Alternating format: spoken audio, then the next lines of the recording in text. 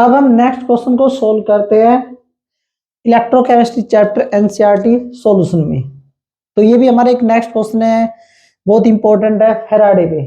जो Faraday first and second law पढ़ते हो या electrolytic first and second law पढ़ते हो, उसी के बेस पे यहाँ ये टॉपिक भी बहुत इंपॉर्टेंट है सीबीएसई एग्जाम के।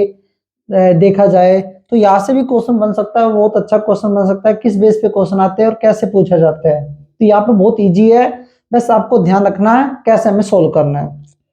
तो क्वेश्चन क्या कह रहा है, how much electricity in term of Faraday, how much electricity in term of Faraday is required to produce. ये कह रहा है कि कितनी इलेक्ट्रिसिटी हमें रिक्वायरमेंट पड़ेगी इन टर्म ऑफ फैराडे, मतलब उसकी जो यूनिट होनी चाहिए फैराडे में होनी चाहिए। क्या कह रहा है, 20 ग्राम कैल्शियम फ्रॉम मोल्टन CaCl2। ये कह रहा है कि जब 20 ग्राम कैल्शियम डिपॉजिट होता है कैथोड पे, तो उस केस में कितनी हमें इलेक्ट्रिसिटी की रिक्वायरमेंट होगी फैराडे में। देखो आपको इलेक्ट्रोलाइट्स पढ़ा होगा, इसमें दो इलेक्ट्रोड होते हैं, एक एनोड होता है और एक क्या होता है, ये एनोड होता है, और ये हमारे पास क्या होता है, इसको बैटरी से कनेक्ट करते हैं, सॉल्यूशन फिल करते हैं, ये हमारा कैथोड होता है। तो कैथोड पे ऑलवेज क्या होता है, मास डिपॉजिट होता है। तो ये कह रहा है कि इस सॉल्यूशन में कैल्शियम क्लोराइड है, तो इस कैथोड पे कितना मास 20 ग्राम कैल्शियम है, इस पे 20 ग्राम कैल्शियम डिपॉजिट हो गया, तो मुझे कितना करंट सप्लाई करना पड़ेगा ये पूछ रहा है, या कितनी इलेक्ट्रिसिटी सप्लाई करनी पड़ेगी, या कितना चार्ज हमें इसको देना पड़ेगा। ये कह रहा है कि इसमें कैल्शियम क्लोराइड का सॉल्यूशन है मोल्टन स्टेट में, क्लियर, और इसमें इलेक्ट्रोड है कैथोड एनोड। तो इस कैथोड पे 20 ग्राम कैल्शियम डिपॉजिट हुआ है, तो जब 20 ग्राम कैल्शियम को डिपॉजिट होने के लिए कितना चार्ज सप्लाई करना पड़ेगा, कितनी इलेक्ट्रिसिटी सप्लाई करनी पड़ेगी, वो बताओ हमें, उसकी अमाउंट बताओ, और उसकी जो अमाउंट बताओगे वो फैराडे के टर्म में बताओगे। तो देखो एक तो इसके लिए फॉर्मूला होता है बिल्कुल सिंपल सा, मैं दोनों तरीके से बता सकता हूं आपको।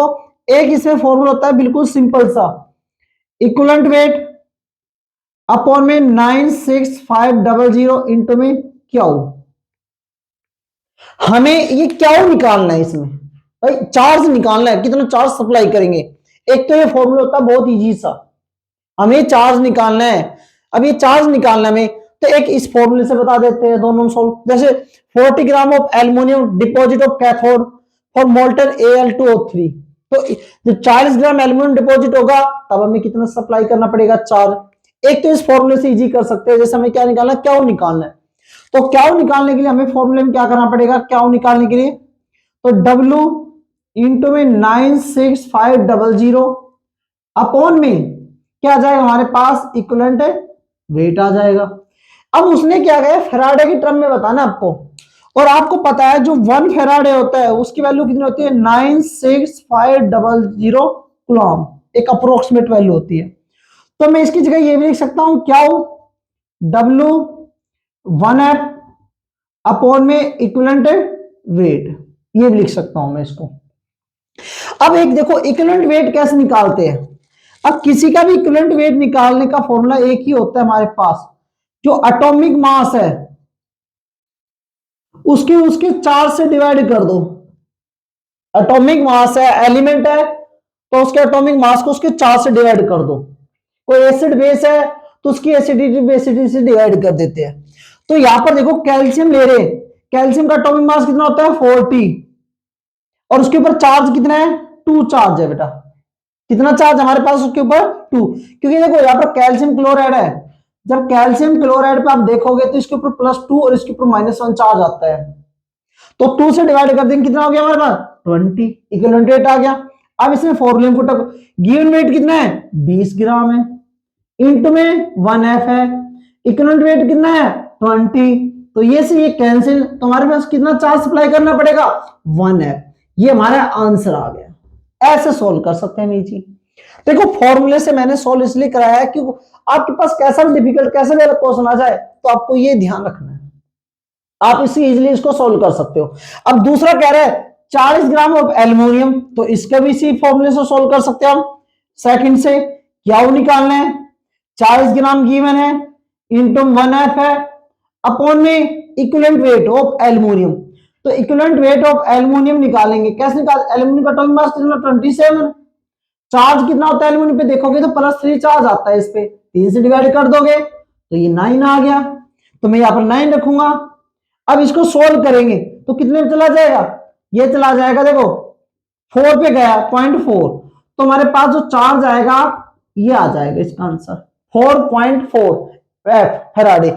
जब हम 4.4 फैराडे चार्ज इसमें सप्लाई करेंगे तब जाके कैथोड पे 40 ग्राम एल्युमिनियम डिपॉजिट होगा।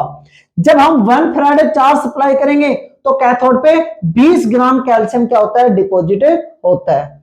एक तो मेथड ये हमारे पास बिल्कुल इजी सा, एक तो हम इस मेथड से इसको इजीली सोल्व कर सकते हैं।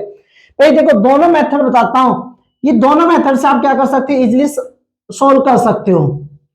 दूसरा मेथड क्या है, दूसरा मेथड देखो, उस मेथड से मैं बता देता हूं। देखो यहां पर है कैल्शियम क्लोराइड, इसमें आप करंट पास करोगे तो यहां पर कैल्शियम कितना चार्ज होता है, +2, तो यहां पर हम लिखते हैं Ca2, क्योंकि कैथोड में क्या होता है, रिडक्शन, कैथोड में डिपॉजिट हो रहा है, कैथोड में क्या होता है, रिडक्शन, तो यहां पर 2 इलेक्ट्रॉन गेन करेगा 2 मोल, तो यहां पर क्या आता है, कैल्शियम बन जाता है।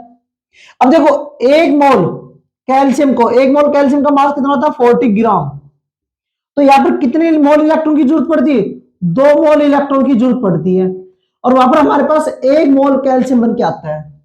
सोच के देखो, जब आप 40 ग्राम, सॉरी बेटा इसको ध्यान से देखना, मैं फिर से बता रहा हूं, जब आप इसके ऊपर रिडक्शन करते हो 2 मोल इलेक्ट्रॉन ये गेन करता है, तो यहां पर 1 मोल ऑफ कैल्शियम आता है। 1 मोल ऑफ कैल्शियम का मास कितना आता है, 40 ग्राम, कितना आता है, 40 ग्राम।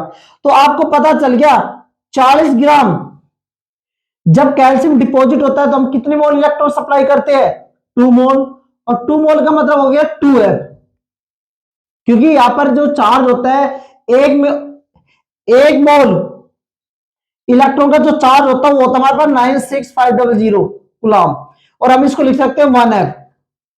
तो 2 मोल इलेक्ट्रॉन का चार्ज कितना हो गया, इतना हो जाएगा। याद रखना 1 मोल इलेक्ट्रॉन का चार्ज इतना होता है, 1 मोल जो इलेक्ट्रॉन होते हैं हमारे पास उस पर इतना चार्ज प्रेजेंट होता है, तो 2 मोल के लिए इतना हो गया।